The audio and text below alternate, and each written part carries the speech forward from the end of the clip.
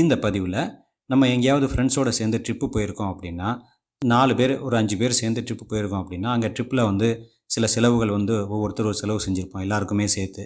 So இவங்க எல்லாம் ஒன்று சேர்ந்து செஞ்ச செலவுகளை வந்து கடைசியில் கணக்கு பண்ணி ஒவ்வொருத்தர் வந்து எவ்வளோ ஷேர் வருது, ஒரு ஆளுக்கு எவ்வளோ ஷேர் வருது அப்படிங்கிறத கணக்கு வச்சுக்கிட்டு கடைசியில் அவங்கவுங்க பிரிச்சுக்கிட்டு அமௌண்ட்டை பிரிச்சுக்குவோம். அவங்களுக்கு அதிகமாக செலவு பண்ணவங்களுக்கு நம்ம எவ்வளோ ஷேர் வருதோ அது மீதி காசு வந்து கொடுப்போம்.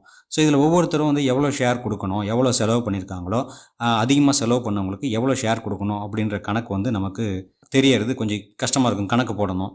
ஸோ இந்த சிரமங்களை போக்குறதுக்காக ஒரு டூல் இருக்குது. அந்த டூலை தான் உங்களுக்கு தெரியப்படுத்த போகிறேன். இப்போ வாங்க முதல்ல வந்து ஒரு எக்ஸாம்பிள் காட்டலாம். இப்போ இந்த ட்ரிப் எக்ஸ்பென்ஸில் வந்து ராஜேஷ் அப்படிங்கிறவர் ஃபுட்டுக்கு 320 ரூபா செலவு பண்ணியிருக்காரு, ரூமுக்கு 3000 ரூபா செலவு பண்ணியிருக்காரு, ஃபியூலுக்கு முதல்லாம் பண்ணலை. கண்ணன்றவர் 500 ரூபா பண்ணியிருக்காரு, 1200 ரூபா ஃபியூல் பண்ணியிருக்காரு, மணிங்கிறவர் 120 ரூபா ஃபுட்டுக்கு பண்ணியிருக்காரு. எக்ஸ்ட்ராவாக ஏதாவது ஸ்நாக்ஸ் அந்த மாதிரி வேறு ஐட்டங்களுக்கு வந்து பார்க்கிங் செலவு அது மாதிரி இருக்கும், அதுக்கு 680 ரூபா அதை பண்ணியிருக்காரு மொத்தமாக. நட்ராஜ் அப்படிங்கிறவர் வந்து 2500 ரூபா பண்ணியிருக்காரு. ஸோ மொத்தமாக இவரோட செலவு, ராஜேஷோட செலவு 3320, கண்ணனோட செலவு 1700, மணியோட செலவு 800, நடராஜோட செலவு 2500. மொத்தமாக கணக்கு பண்ணால் 8320 ரூபா வருது. இது ஒரு ஆளுக்கான ஷேர் எவ்வளோன்னு பார்த்தோம்னா 2080. ஏன்னா 4 பேர் ஈக்குவலாக ஷேர் பண்ணிக்கணும் அப்படிங்கிறதுக்காக. இப்போ 2080 வந்து இவர் வந்து கம்மியாக செலவு பண்ணியிருக்கறனால இவர் வந்து கொடுக்கணும். யாருக்கு கொடுக்கணும் அப்படிங்கிற இது தெரியணும். இவர் வந்து 1700 கிட்டத்தட்ட ஒரு 300 ரூபா 380 ரூபா கிட்ட கொடுக்கணும். ஸோ இந்தமாரி ஒவ்வொருத்தருக்கும் ஒரு கணக்கு இருக்குது. இதை வந்து ஈஸியாக பண்ணுறதுக்கான வழியை தான் நம்ம இங்கே பார்க்க போகிறோம். இதுக்கு வந்து ஒரு வெப்சைட் இருக்குது. அதோட வெப்சைட்டோட நேம் வந்து பில்சர் அப்படிங்கிற வெப்சைட்டு. அந்த வெப்சைட்டில் போனோம் அப்படின்னா நம்ம டேட்டாவெல்லாம் ஃபில் பண்ணோம் அப்படின்னா ஆட்டோமேட்டிக்காக யாருக்கு யார் வந்து எவ்வளோ கொடுக்கணும் அப்படிங்கிறத கரெக்டாக பிரித்து நமக்கு கொடுத்துரும். ஸோ இப்போ வந்து நம்ம இங்கே இந்த எக்ஸாம்பிளுக்கு 4 பேர் அப்படின்னு இங்கே போடுறோம்.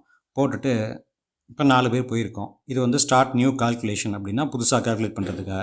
இங்கே வேணும்னா நீங்கள் என்ன ட்ரிப் வேணும் அப்படிங்கிறத நீங்கள் இது பண்ணிக்கலாம். இப்போ நான் எதுவும் கொடுக்கல, ஏன்னா நம்ம வந்து ஒரு எக்ஸாம்பிளுக்காக காட்டுறதுனால நாங்கள் கொடுக்கல. இப்போ போகிறோம், கோ கொடுத்தோம் அப்படின்னா 4 பேர் வருது. 4 பேருக்கான டீட்டெயிலை வந்து இங்கே கொடுத்துருது. இப்போ நேம் 1.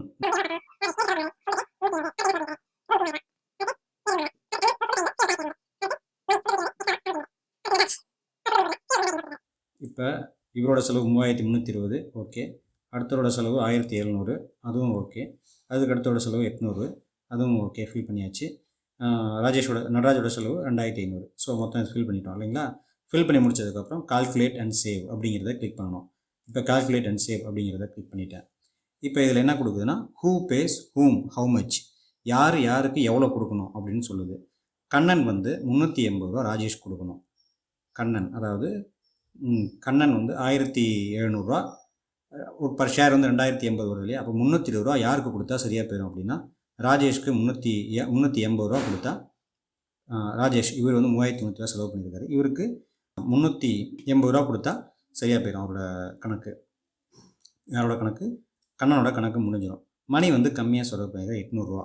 இவர் வந்து ராஜேஷ்க்கு 860 ரூபாயும் நடராஜ்க்கு 420 ரூபாயும் கொடுத்தா சரியாக போயிடும். இப்போ ஈக்குவல் ஷேர். இவருக்கு அந்த நடராஜ் வந்து 2500 செலவு பண்ணியிருக்காரு, இவருக்கு 420 ரூபா வந்துருச்சு அப்படின்னா இவரோட ஷேர் 2080 ரூபா அப்படின்னு கணக்கு சரியாயிடும். ஸோ இதை ஈஸியாக வந்து இந்த பில்சர் அப்படிங்கிற வெப்சைட் மூலிமா யார் கொடுக்கணும்னு கணக்கு பண்ணி கன்ஃபியூஸ் பண்ணிக்காமல் கணக்கு பண்ணி நம்ம கொடுத்துக்கலாம். இதை நீங்கள் ஒருத்தர் கணக்கு பண்ணுறீங்க அப்படின்னா இது ஆக்சுவலாக இங்கே லிங்க் கொடுத்துருப்பாங்க, இந்த லிங்கை காப்பி பண்ணி அனுப்புங்கன்னு. சம்டைம் இது வந்து ஒர்க் ஆக மாட்டேங்குது. நீங்கள் என்ன பண்ணலாம் அப்படின்னா அப்படியே இதை ஸ்க்ரீன்ஷாட் எடுத்துக்கலாம், ஸ்க்ரீன் பிரிண்ட் எடுத்து அவங்களுக்கு அமுச்சு விடலாம். அவங்களுக்கு இதுதான் இவ்வளோ செலவாக இருக்குது அப்படிங்கிறத நீங்கள் அமுச்சு விடலாம். அதை வச்சு அவங்க கணக்கு பண்ணிக்குவாங்க. நீங்கள் ஒரு எக்ஸலில் என்ன செலவாச்சோ அப்படிங்கிறது மாதிரி ஒரு எக்ஸலில் நீங்கள் டேட்டா போட்டுக்கிட்டு டீட்டெயிலெலாம் ஃபில் பண்ணிவிட்டு அவங்களுக்கு வந்து நீங்கள் இந்த ஸ்க்ரீன்ஷாட்டையும் அமுச்சு விட்டீங்க அப்படின்னா கரெக்டாக அவங்க வந்து பிரிச்சுக்கிறதுக்கு ரொம்ப ஈஸியாக இருக்கும். ஸோ இது வந்து எனக்கு சில டைம் வந்து யூஸ்ஃபுல்லாக இருந்துச்சு. அதனால் வந்து இது எல்லாருக்கூடையும் ஷேர் பண்ணலாம் அப்படிங்கிற நோக்கத்தில் உங்களுக்கும் இதை தெரிய வைக்கிறேன். உங்களுக்கு இது கண்டிப்பாக உபயோகமாக இருக்கும் அப்படிங்கிற நம்பிக்கையில் அடுத்த வேறொரு தகவலுடன் உங்களோட சந்திக்கிறேன். அதுவரை நன்றி, வணக்கம்.